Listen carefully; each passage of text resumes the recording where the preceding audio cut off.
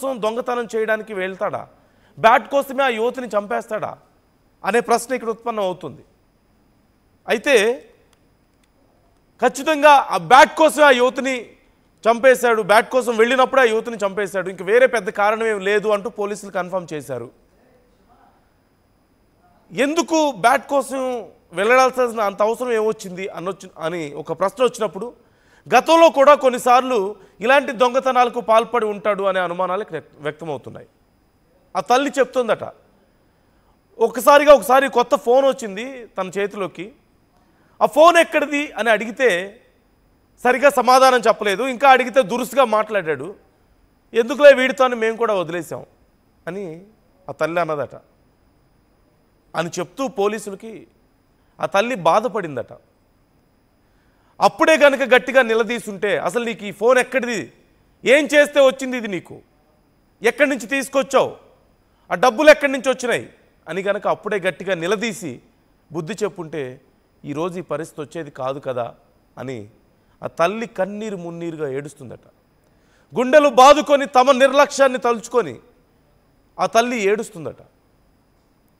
ఇలా ఎన్నో రకాలుగా మనకు కనిపిస్తూ ఉన్నాయి. మరొక సంచలన విషయం, అన్నిసార్లు మనం ఇప్పటి వరకు 18 సార్లు 20 సార్లు కత్తిఘాట్లు కనిపించాయి ఆ బాలిక మీద అంటూ మాట్లాడుకుంటూ ఉన్నాం. కానీ 20 సార్లు కాదు, 27 సార్లు ఆ బాలికని కత్తితో పొడిచాడట. 27 కత్తి గాయాలు ఆ బాలిక శరీరం మీద కనిపించాయట. అన్నిసార్లు ఒక బాలికని, ఒక 10 ఏళ్ల బాలికని సహజంగా ఒకవేళ భయంతో చేసినా సరే, ఒకసారి 2 సార్లు చేసి ఎవరైనా పారిపోతారు కదా, 27 సార్ల పైకి 14 ఏళ్ల యువకుడిగా కనిపిస్తున్నప్పటికీ లోపల ఖచ్చితంగా మరొక కోణం ఉంది. ఇది కంగారులో చేసినట్లుగా కాదు. ఒకవేళ ఆ సమయంలో కంగారుతోనో భయంతోనో చేసినప్పటికీ కూడా సాధారణంగా ఆ ప్లేస్లో ఇంకెవరైనా యువకుడు నా పెద్దవాళ్ళు ఉన్నా సరే అన్నిసార్లు ఆ కత్తితో పొడుస్తారు.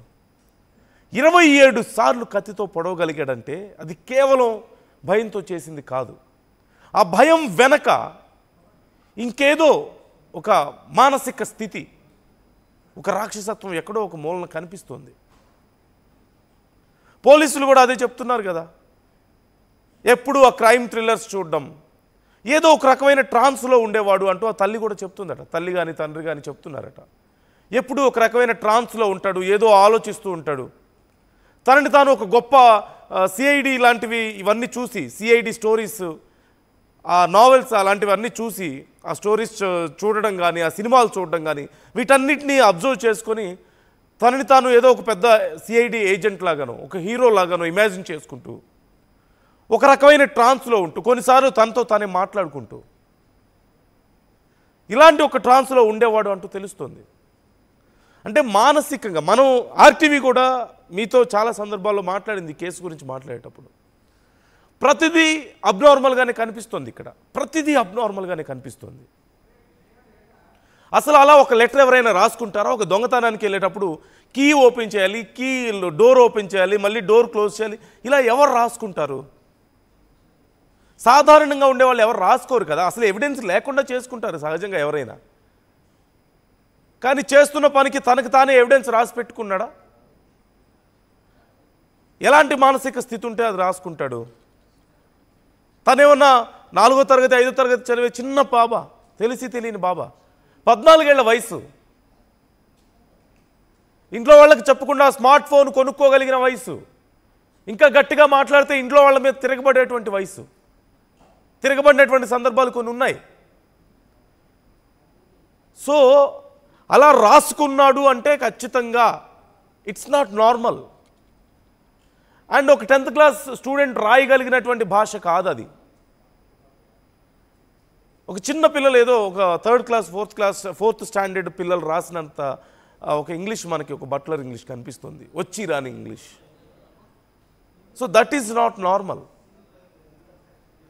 తర్వాత ఇంతకుముందు మనం మాట్లాడుకున్నట్లుగా దాంట్లో రాశాడు, గ్యాస్ లీక్ చేయాలని రాశాడు.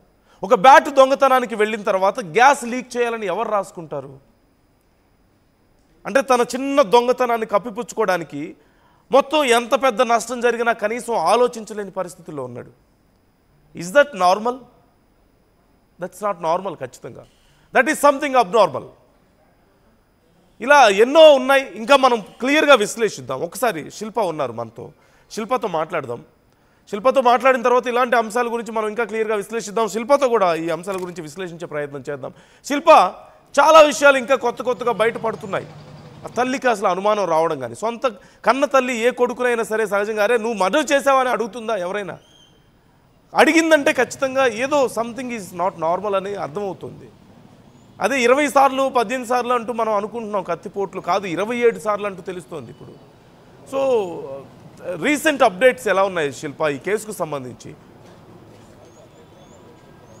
కుకట్పల్లి చిన్నారి సహస్ర కేసుల్లో రోజుకో సంచలన విషయాలు వెలుగులోకి వస్తున్నాయి. ప్రధానంగా మైనర్ బాలుడి పైన అనేక అనుమానాలు ఇంకా కొనసాగుతూనే ఉన్నాయి. మొదటగా నువ్వు సహస్రను హత్య చేసి ఉంటావు కదా అని తల్లి అనుమానపడ్డది. కానీ తల్లిని ఎంత నమ్మించాడు, నీవిదొట్టమ్మ నేను ఇది చెయ్యలేదంటూ కూడా తన తల్లిని సైతం కూడా పక్కదోవ పట్టించిన పరిస్థితి. ఎందుకంటే తను గత కొంతకాలం కావచ్చు, చిన్నప్పటి నుంచి కూడా కొంచెం psycho behaviour, that thriller crime stories కావచ్చు, థ్రిల్లర్ కావచ్చు, వీటిని ఎక్కువగా చూస్తూ ఉంటారు. ఇంట్లో కూడా పేరెంట్స్తో ఎక్కువగా కలివిడిగా ఉండడం, ఎక్కువగా సైకోతనం ఒంటరిగా ఉండడానికి ఇష్టపడుతూ ఉంటారంటూ కూడా ప్రస్తుతం తెలుస్తుంది. ప్రధానంగా ఎప్పుడు కూడా తను స్నానం చేయడానికి కూడా తెలిసింది. కానీ సహస్ర హత్య జరిగిన రోజు హత్య అనంతరం ఉదయం 10:30 సమయంలో తను స్నానం చేశారు. ఇదంతా కూడా తన తల్లి గమనిస్తుంది. ఆ రోజు కొంచెం అతను టెన్షన్ పడ్డం, వీటినన్నింటినీ కూడా గమనించి తన తల్లి ఎప్పుడైతే కొంచెం బిహేవియర్ చేంజ్ కావచ్చు వీటినన్నిటిని ఆధారం చేసుకొని తన తల్లి ప్రశ్నించింది. ఏరా నువ్వే చేసావా సహస్రని హత్య అంటే? కాదు నీబిదొట్టమ్మ నేను చెయ్యలేదు అంటూ కూడా తన తల్లికి చెప్పారు. నన్నే ఏకంగా నువ్వే నన్ను పట్టిస్తావా పోలీసులకు అంటూ కూడా తల్లి పైన సీరియస్ అయిన పరిస్థితి. అంటే అబ్బాయి మైండ్ సెట్ని చూసుకోవచ్చు. ఒకవైపు హత్య చేయడమే కాకుండా దాన్ని ఏ విధంగా తప్పించు, ఒకవైపు కన్న తల్లి ప్రశ్నించినా దాన్ని మాత్రం దాటవేస్తూ నేను చేయలేదంటూ కూడా కన్న తల్లి కూడా సమాధానం ఇచ్చారంటే మొత్తం కూడా అబ్బాయి మైండ్ సెట్ కూడా మనం అర్థం చేసుకోవచ్చు. సో ఆ రోజు 10:30 తర్వాత హత్య అనంతరం స్నానం చేసినట్టు కూడా తెలిసింది. ఇది ప్రధాన క్లూగా తన తల్లికి తెలుస్తుంది.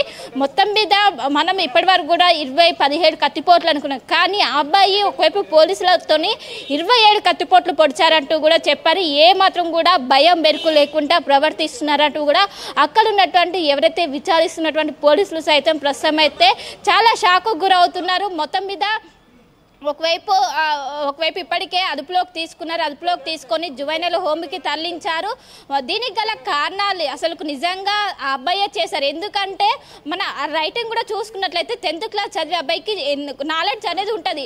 కానీ అక్కడ చిన్న 5th క్లాస్ స్టాండర్డ్ చదివేటువంటి వ్యక్తికి ఉన్నటువంటి ఆ విధంగా రాశారు. సో మొత్తం మీద దీనికి సంబంధించి ప్రస్తుతం పోలీసులు అయితే చేస్తున్నారు. ఎందుకంటే ఒకవైపు బ్యాట్ గురించి చేశారని ఒకవైపు వాళ్ళు అంటున్నారు. కానీ బ్యాటు వాళ్ళ డాడీ కొనిచ్చింది వారం రోజుల క్రితమే. కానీ ఆ లెటర్ రాసింది మాత్రం దాదాపు 1 month బ్యాక్ అన్నట్టు కూడా ఇప్పటికే పోలీసులు నిర్ధారణకు వచ్చారు. మొత్తం కూడా అసలు ఆ అబ్బాయి ఎవరింటికైనా చోరీకి వెళ్ళి వేరే ఇంటిని ఉద్దేశించి రాశారా లేకుంటే సహస్ర వాళ్ళ ఇంటి గురించే రాశారని కూడా పోలీసులు ఈ కోణంలో ఒకవైపు దర్యాప్తు అయితే చేస్తున్నారు. ఎందుకంటే ఒకవైపు పోలీసులు కేసు ఛేదించినప్పటికీ దీనికి సంబంధించి అనేక అనుమానాలు అటు సహస్ర తల్లిదండ్రులు సైతం దీని వెనక తను ఒక్కడే చేసి ఉన్నాడు, అది ఒక్కరి వల్ల సాధ్యం కాదు, వేరే వాళ్ళ ప్రమేయం ఇటు తల్లిదండ్రుల ప్రమేయం కూడా ఉందంటూ కూడా వాళ్ళు కూడా చెప్పడంతో ఖచ్చితంగా ఇప్పుడు పోలీసులు మరోసారి విచారణ చేస్తున్నారు. ఎక్కడైతే అక్కడ దొరికినటువంటి ఏవైతే లెటర్ని ఆధారంగా చేసుకుని లెటర్ కావచ్చు, ఆ రోజు దొరికినటువంటి తను హత్య చేసిన రోజు ఉన్నటువంటి బట్టలు వీటినన్నింటినీ ఆధారం చేసుకొని నిజంగా తనకి ఎంతవరకు మొత్తం ఆ రోజు ఎందుకు సహస్ర వాళ్ళ ఇంటికి